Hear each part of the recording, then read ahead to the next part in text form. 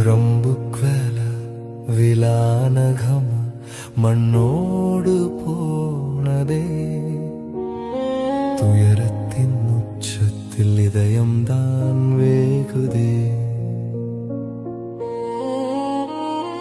நள்ளிரவு தூக்கத்தில் சோகம் வந்து சேர்ந்ததே கண் விழிக்கும் முன்னமே கல்லறையாயானதே 50 குடும்பங்கள் அடங்கி போனதே ஊரே ஒரு மக்பராவாய் மாறித்தான் போனதே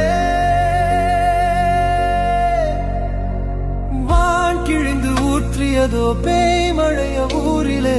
ஊர் முழுதும் உறங்கியதே அமைதியாய் நின்று